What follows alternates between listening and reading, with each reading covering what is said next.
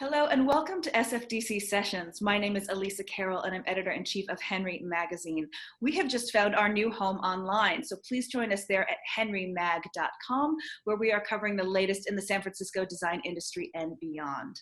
Today, we are so thrilled to welcome our very special guest, Jenne Wicht, who is the founder of Jak W. Now, growing up in Marin County, Jenne was very mindful of sustainability issues at a very young age. She recalls scouring flea markets for furniture to refinish, and at one point rebuilding a coffee table from reclaimed wine crates. Her environmental consciousness ultimately merged with a passion for design when she founded Jak W, an interiors practice and showroom that specializes in green living. Since launching the company in 2009, Wicht has showcased a portfolio of studios from textile makers to furniture fabricators from around the globe. And in November 2019, we were thrilled to welcome her to the San Francisco Design Center when she launched her new Jak W showroom, featuring more than 15 international collections. So Jenne, thank you so very much for joining us today and taking the time out to be here. Well, thank you so much for having me. And it has been so wonderful being a part of the San Francisco design community, and we've received such a warm welcome. And so it's wonderful to be here with you. Well, and I'm really excited today. We've had a chance to talk offline a little bit before our conversation now about all of the products that you have vetted that you are now representing and bringing to this community. So I'm excited to dig in. So let's talk about how globally you have curated these collections and vetted them. I think there are about 15 that you represent exclusively in the Bay Area, yes? Yes, that's correct. Okay, so would you share how you've selected and vetted your collections? Sure. We always like to say that we date our manufacturers. So our manufacturers come to us in different ways. Sometimes we seek them out, sometimes they seek us out, sometimes it's a referral. And there's a rather lengthy process that we go through in order to learn about the manufacturers, because we take the relationship we have with them very seriously. We like to say that this is a long-term committed relationship and not just a quick dating experience. So we like to go through the process of asking questions about fabrication, about customization, about their ability to provide certifications, whether it be a healthy product declaration, a declare label, are they red list free, what kind of ISO requirements and metrics have they met. And every country, every community has a different way of measuring sustainability. So over the course of the past 10 years, we've learned a lot about the different ways that you can read the metrics. And then we have to go through the process of finding out whether we're a good fit for them. Knowing that they have control over their factories, that their employees are treated well is really important to us, that they are able to supply with confidence the different certifications that we need. And I will tell you, they go above and beyond to provide that information. And that is also something I'm really proud of. So it's really a relationship that we're in. We need them in order to be successful in this market. And oftentimes what they supply sets a new standard for other manufacturers, which is also something I'm really proud of. And you and I had a conversation about sometimes the murkiness of labeling, because as in food, right, everything gets labeled organic. So it's really a service that you are providing to designers by having vetted so thoroughly all of these certifications, right? We like to think so. We don't expect a designer to be able to know everything. There is so much to know when you're working on a project. You're space planning, you're a business manager at times, you have so much on your plate. So to also understand the nuances of manufacturing and sustainability is a lot to ask of somebody. And in a lot of firms, there are specialists who are designers who only focus on that one thing. So we like to think of ourselves as a resource for designers who have clients that find that to be of value, or if a designer just wants to, know that what they're recommending to their client is something that is not only sustainably made, but healthy for them. That's a terrific resource to know is there. Thank you for that. You know, and obviously you do many residences. You work with many interior designers who are obviously creating beautiful private residences, but you're also working with tech giants like Google and Adobe and Apple, who are so rigorous about their projects and their sustainability standards. And I wondered if you would share a little bit about how you've collaborated with some of those companies and which green collections they've specified. Sure. Yeah, we have been very fortunate to work with some very big prominent firms here in the Bay Area. And I really give them credit for raising the awareness of sustainability and the importance of it, because I'll take Google, for example. Google was one of the original drivers of something called the Red List. What they did was they set a standard for every single product that was going into their office. And they said, in order for you to sell your chair or your table or your rug to us, we are expecting that it doesn't contain any of these chemical compounds, essentially anything on the Red List. And so what manufacturers had to do was they had to comply.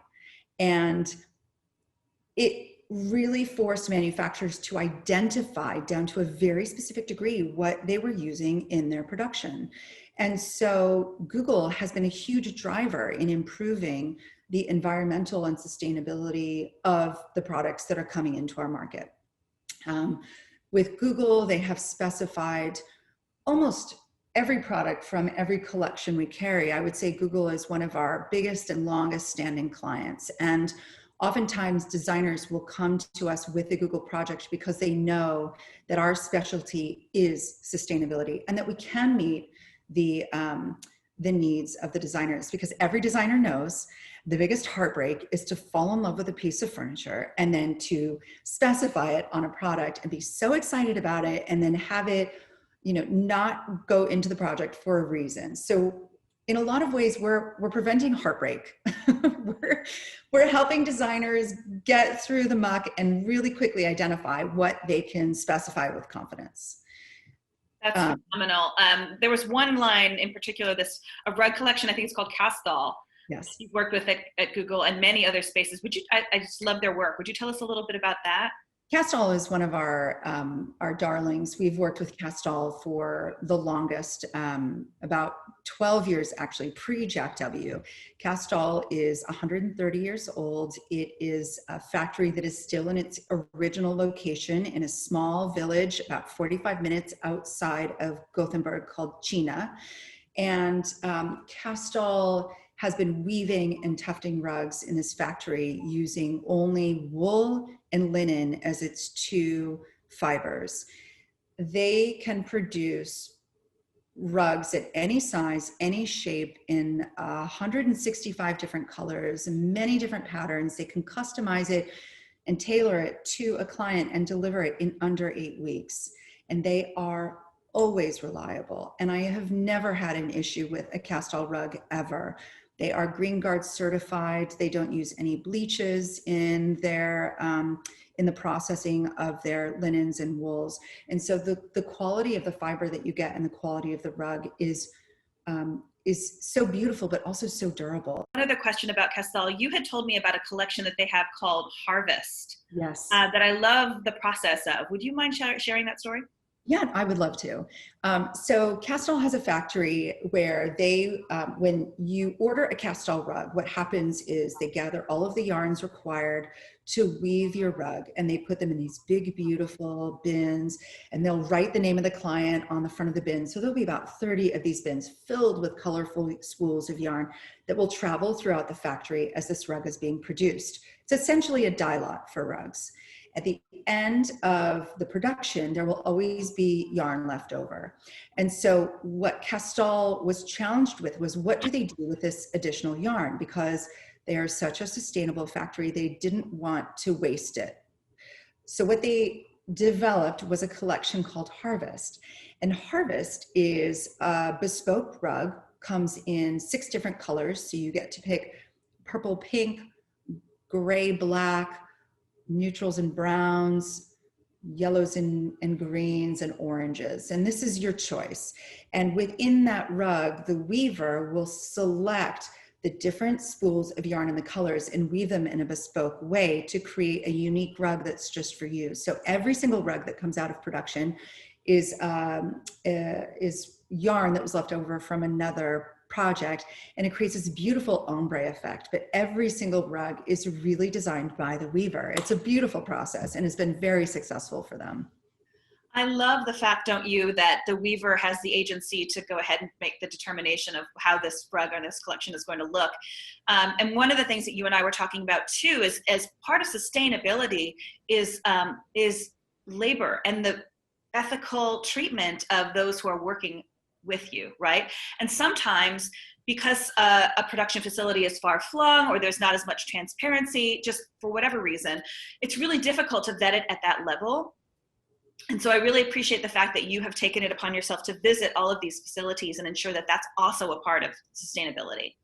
We have visited every factory that we represent, except for Zanat, which is our newest, and unfortunately we brought on just when COVID was hitting. So visiting Zanat is on the list, but I have, with good confidence, I know that I have other people that have visited the factory, so I'm confident that it's going to be what I expect it to be. Yeah. Yes, with all of the factories that we work with, you know, having employees who are treated well, who are treated like craftspeople, who are given the respect of knowing that what they're producing is not just, you know, a throwaway good, but something that they're really attaching their own personality to and their own craft. When I visited the Castall factory, it's really this magical place. You hear the looms thumping and weaving back and forth, and when you talk to the people who are tufting and weaving, they've been working at Castall for decades, not years, but 10, 20, 30 years. And they may have learned the weaving craft from their cousin or their uncle or their mother or father. And so there are generations of weavers that work in this factory.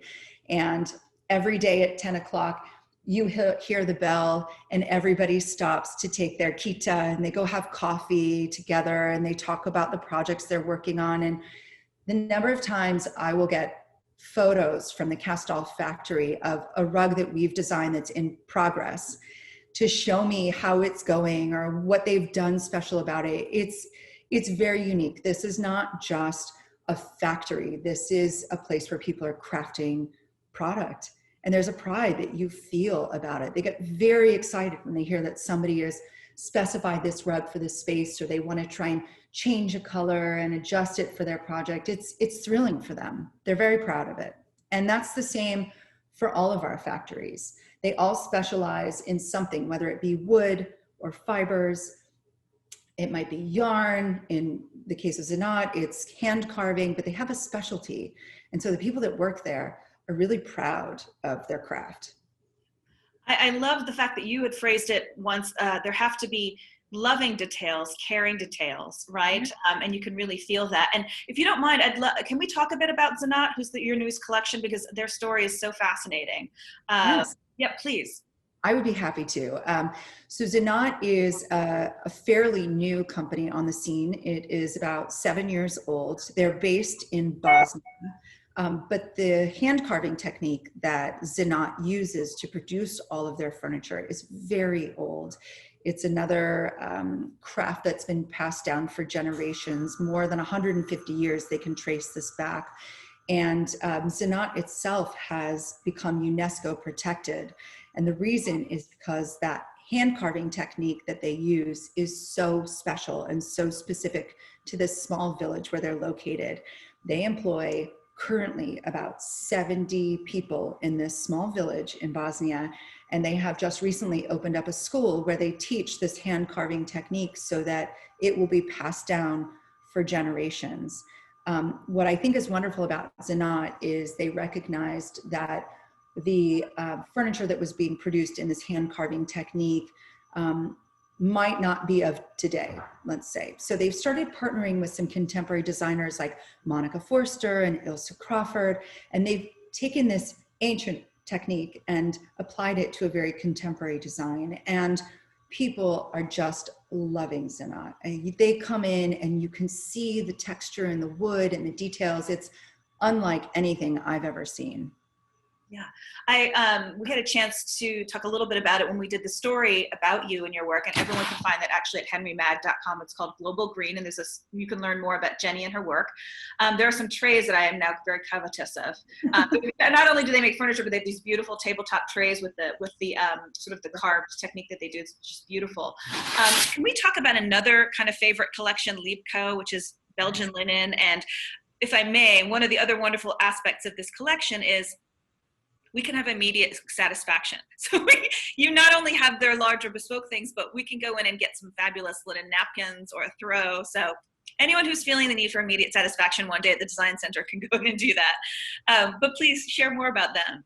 Libeco is another manufacturer that is a very old story. They have been around for a very long time, and they were one of the only linen producers that still has flax fields in Belgium, which, as we all know, Belgium is the ideal place to grow flax.